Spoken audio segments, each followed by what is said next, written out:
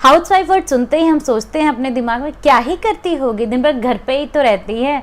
और जब हमें ये पता चल जाए कि वो अनएजुकेटेड भी है, फिर क्या, फिर तो अपने दिमाग में जाने कितनी नेगेटिव इमेज उसके बारे में बना लेते हैं। हेलो फ्रेंड्स, मैं निशा स्वागत करती हूँ आपका अपने चैनल में। उम्मीद करती हूँ आप लोग खुश होंगे और स्वस्थ होंगे। आज के वीडियो में मैं आपको बहुत इंस्पिरेशनल एक स्टोरी सुनाऊंगी।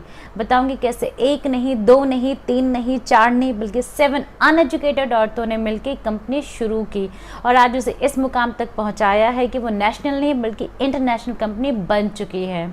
एंड वीडियो के लास्ट में मैं आपको बहुत ज़्यादा हेल्पफुल कुछ टिप्स दूंगी। तो माय डियर फ्रेंड्स, वीडियो बहुत ज़्यादा इन्फॉर्मेटिव, बहुत ज़्यादा इंस्पायरिंग है। प्लीज़ पूरा देखिएगा, ध्यान से देखिएगा, स्पेशली मेरी फीमेल व्यूअर्स। मगर वीडियो शुरू करने से पहले आप सबसे रिक्वेस्ट है, प्लीज़ चैनल को सब्सक्राइब करना ना भूलें। और अगर आपको स्टोरी पसंद आती, वीडियो अच्छी लगती है तो वीडियो पर एक लाइक भी करें। तो बिना आपका टाइम वेस्ट किए हुए चलिए शुरू करते हैं आज की video. Let's get started. Dear friends, story है 15 मार्च 1959 की, जब साउथ मुंबई की एक छत पे 7 अनएजुकेटेड औरतें मिलती हैं और ये डिसाइड करती हैं कि हमें अपने लाइफ में कुछ करना है, अपनी अलग एक पहचान बनानी है, अपनी फैमिली के लिए कुछ करना है, अपने देश के लिए कुछ करना है। मगर सबसे बड़ा सवाल ये था कि हम क्या करें जिससे पैसे भी कमाएं और लोगों की नज़रों में अपनी इज्जत भी बनाएं। सबसे बड़ा चैलेंज उनके साथ यही था, करें तो क्या करें, क्योंकि ना उनके पास कोई एजुकेशन थी, ना कोई स्पेशल स्किल थे, ना कोई टेक्निकल स्किल थी और ना ही पीपल स्किल थी। अगर उनके पास स्किल थी तो सिर्फ एक स्किल थी, वो है कुकिंग स्किल। मगर लाइफ में कुछ करना था, कुछ करके दिखाना था, अपने आप को प्रूफ करना था। इसलिए सब मिलकर डिसाइड करती हैं और ये सोचती हैं इसी कुकिंग स्किल के बेस पे एक कंपनी शुरू करेंगे। और उन्होंने एक कंपनी की शुरुआत की। क्या था, लोगों ने अपने अपने व्यूज़ देने शुरू किए, अपने अपने ओपिनियन देने शुरू किए। लोगों के व्यूज़ के बाद, लोगों के ओपिनियन के बाद एक प्लान बना, एक स्ट्रेटजी बनी, जिसमें ये डिसाइड किया गया किस चीज़ की कंपनी बनाएंगे, कब से बनाएंगे और कैसे चलाएंगे। अब कमी थी तो सिर्फ एक चीज़ की कमी थी कि कंपनी को नाम देना था, जिसके लिए उन लोगों ने पंडित से कांटेक्ट किया। पंडित ने नाम डिसाइड किया, अगर आपको नाम रखना है तो ली अल्फ़ाबेट से रखना। फिर क्या, क्योंकि कोई खाने वाली चीज़ बनने वाली थी, इसलिए सबने फिर से सोचा समझा और ये डिसाइड किया नाम बहुत इंटरेस्टिंग सा होना चाहिए। फिर लोगों ने जो नाम डिसाइड किया वो था लिज्जत, जिसका मीन्स होता है test. Yes my dear friends, यहीं से शुरू होती है जर्नी लिज्जत पापड़ कंपनी की। कि किसी भी कंपनी की शुरुआत के लिए सबसे ज़्यादा इंपॉर्टेंट होता है इनिशियल इन्वेस्टमेंट, यानी कि कैपिटल।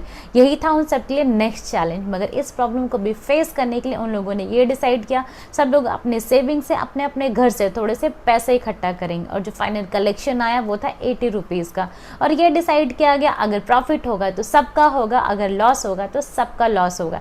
इसी थॉट के साथ 80 रुपीज़ के कैपिटल से इस लिज्जत पापड़ कंपनी की शुरुआत की गई। क्या था, लोगों के पास कैपिटल था, लोगों के पास स्ट्रेटजी थी, लोगों के पास प्लान था, बचा था सिर्फ प्रोसेस को फॉलो करना। प्रोसेस को फॉलो करने के लिए लोगों ने एक लिस्ट बनाया, उसके अंदर वो सारी चीज़ें लिखी जो पापड़ को बनाने के लिए चाहिए होता है।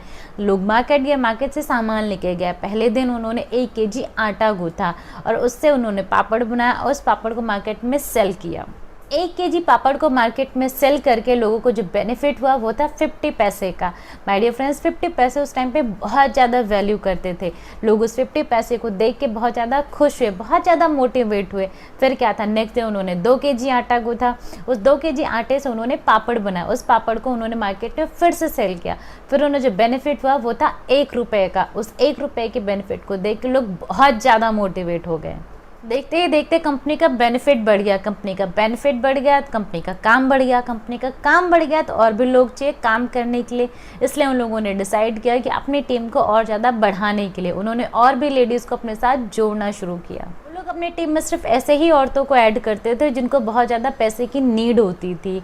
इसलिए उन्होंने डिसाइड किया था वो अपनी टीम में सिर्फ ऐसे ही लोगों को रखेंगी जिनका डिवोर्स हो चुका हो, या फिर जिसके हस्बैंड छोड़ के जा चुके हों, या फिर अगर किसी के हस्बैंड ड्रग्स एडिक्ट हो चुके हों, वो कमाते नहीं हो, तो वो उन ऐसी औरतों को काम देते थे। या फिर कोई भी ऐसी औरत जिसको पैसे की बहुत ज़्यादा नीड है, ऐसे लोगों को जॉब देके उनकी हेल्प करते थे। उन्हें ये समझाते थे अगर दिन के 3 से या 4 घंटे भी तुम काम कर लोगे तो कुछ ना कुछ पैसे कमा लोगे अपने फैमिली को चलाने के लिए।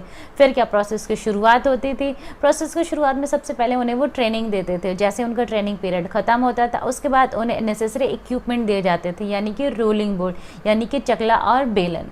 फ्रेंड्स, वैसे तो वो लोग टेक्निकली स्ट्रांग बिल्कुल भी नहीं थे, मगर फिर भी उन्होंने जो उनको रोलिंग बोर्ड दिया था वो इतना ज़्यादा स्टैंडर्ड था, इतना ज़्यादा यूनिक था कि उससे सेम थिकनेस का, सेम साइज़ का ही पापड़ बनता था। जब इतने ढेर सारे लोग एक साथ जुड़ने लगे तो उनका प्रोसेस भी बदलना पड़ा, यानी कि स्ट्रेटजी सेम थी, सिर्फ प्रोसेस ही बदला था।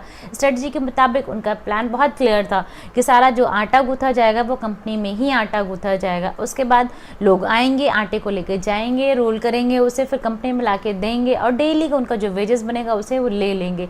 जिसके चलते लोगों को और कन्वीनियंस करने के लिए उन्होंने एक बस हायर किया।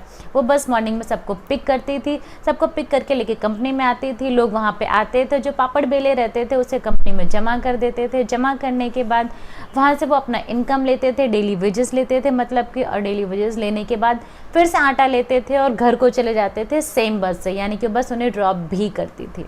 करने का सिर्फ इतना ही मतलब है, जो उनकी पॉलिसी थी, जो उनकी स्ट्रेटेजी थी, जो उनकी प्लानिंग थी, वो क्लियर था हर किसी के सामने, क्योंकि कंपनी में कोई भी ओनर नहीं था, हर कोई कंपनी का मालिक था। इसलिए जो कोई भी नया ज्वाइनिंग आता था उसे पेपर पे पहले साइन करवाए जाते थे, उसे सारे टर्म्स कंडीशंस बताए जाते थे। उनकी कुछ ऐसी चीज़ें थी जो बहुत ज़्यादा यूनिक थी, जैसे कि सबसे पहली चीज़ ये है, उन्होंने ये डिसाइड किया था कि कंपनी में कोई भी विस्परिंग नहीं करेगा, जो भी बात करेगा लाउडली बात करेगा, कोई भी पॉलिटिक्स की बातें नहीं करेगा, कोई भी बिचिंग नहीं करेगा। अब जब बिचिंग नहीं करेगा, पॉलिटिक्स की बातें नहीं करेगा, तो प्रॉफिट उसे ऑटोमेटिक ही होगा। इसके अलावा जो पापड़ बनाने का प्रोसेस था वो सबके सामने बहुत ज़्यादा क्लियर था, जैसे कि सबको ये क्लियर था कि जो आटा गूंथेगा वो कंपनी में ही आटा गूंथेगा। लोग आएंगे, कंपनी से आटा लेंगे, घर पे आटे को लेके जाएंगे, पापड़ बना के लेके आएंगे नेक्स्ट डे, और उसके बाद अपना डेली वेजेस लेंगे और फिर नया आटा लेंगे, फिर घर जाएंगे। फ्रेंड्स, उन 7 औरतों ने जो कंपनी खोली थी, आज जो 45,000 से भी ज़्यादा हो चुकी हैं, जिनको हम लिज्जत सिस्टर के नाम से जानते हैं, और वो जो 50 पैसे का प्रॉफिट था आज वो 1600 करोड़ से भी ज़्यादा हो चुका है। ये फ्रेंड्स, ये लिज्जत सिस्टर एक दिन में 650 रुपये तक कमा लेती हैं, जिनकी मंथली इनकम है 10,000 से लेके 15,000 तक, जो आज जाने कितने घरों को चला रही हैं, जाने कितने लोगों को खाना खिला रही हैं, जो आज अपने जाने कितने सपनों को पूरा कर रही हैं, अपने बच्चों को इंग्लिश मीडियम स्कूल में पढ़ा रही हैं, अपने बच्चों को NIT में पढ़ा रही हैं, जाने कितने बड़े बड़े कॉलेजेस में पढ़ा रही हैं। यही नहीं, बल्कि अगर ये लोग अपना सेल्स टारगेट अचीव कर लेते हैं तो इन्हें 5 ग्राम से लेके 10 ग्राम तक गोल्ड कॉइन भी दिया जाता है, जिससे ये अपने बच्चों की शादी में यूज़ कर सकते हैं, उनके एजुकेशन में यूज़ कर सकते हैं, या फिर अपने बुरे टाइम में यूज़ करते हैं, या फिर उसे सेव कर सकते हैं।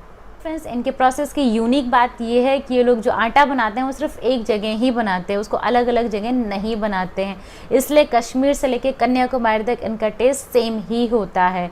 इनफैक्ट इनकी जो क्वालिटी मेजरमेंट है बहुत ज़्यादा अच्छी है। इनकी क्वालिटी टीम डेली रहती है रैंडम विजिट के लिए हर किसी के घर पे, ये देखने के लिए कि उन्होंने हाथ धोया है कि नहीं धोया है, किस तरीके से वो बेल रहे हैं, किस तरीके से वो बना रहे हैं, कहीं उसमें कोई अनहाइजीन चीज़ है कि नहीं है। माय डियर फ्रेंड, जसवंती बहन यानी कि को फाउंडर ऑफ लिज्जत पापड़, अगर वो चाहती तो ढेर सारा बेनिफिट और प्रॉफिट वो कमा सकती थी, मगर उनका एक सपना था कि दुनिया की हर औरत को इकट्ठा करो जिसे पैसे की ज़रूरत है, जिन्हें हेल्प की ज़रूरत है, जो अनएजुकेटेड हैं, वो कुछ कर नहीं पाती हैं, उनके अंदर के टैलेंट को पहचाना जाए, उन्हें इकट्ठा किया जाए, उन्हें यहाँ लाया जाए और मैन पावर को बढ़ाया जाए।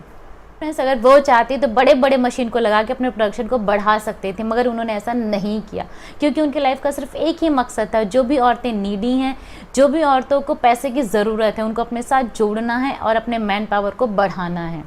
साथ उनको ये पता था जिस दिन उनका पर्पस सॉल्व हो जाएगा तो उनको प्रॉफिट ऑटोमेटिक ही मिलने लगेगा।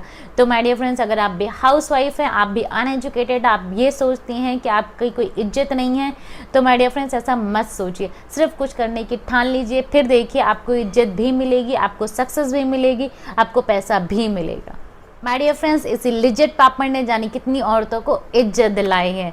फ्रेंड्स, मैं आपको कुछ टिप्स दूंगी जो आपके लिए हेल्पफुल होगा। तो सबसे पहला टिप्स है, हम किसी से कम नहीं। My dear friends, no matter आप एजुकेटेड हैं कि नहीं हैं, नो मैटर आप घर में काम करती हैं कि आप वर्किंग लेडी हैं, आप अपने आप को किसी से कम मत समझिए। आपके अंदर भी एक स्किल जरूर होगा जिसके बेसिस पे आप सक्सेस पा सकती हैं। सेकेंड पॉइंट है, identify your talent. My dear friends, हर किसी इंसान के अंदर एक छुपा हुआ टैलेंट होता जरूर है, बस आपको उस टैलेंट को पहचानना है और उसे पहचान के उस पर काम करना है, फिर देखिए आपको सक्सेस जरूर मिलेगी। डियर फ्रेंड्स, वुमेन एम्पावर पे बेस्ड लिज्जत पापड़ की स्टोरी आपको कैसी लगी, प्लीज़ मुझे कमेंट करके बताना मत भूलना। एंड आई होप आज की वीडियो आपको बहुत ज़्यादा इंटरेस्टिंग लगी होगी, बहुत ज़्यादा इंस्पायरिंग लगी होगी। ऐसी और मोटिवेशनल वीडियो को देखने के लिए चैनल को सब्सक्राइब करना ना भूलें, और अगर आज की वीडियो आपको पसंद आई हो, वीडियो पे एक लाइक भी करें। मिलती हूँ आप सबसे अपने एक नई वीडियो में एक नए मंत्र के साथ, तब तक के लिए stay safe and stay happy. Bye bye.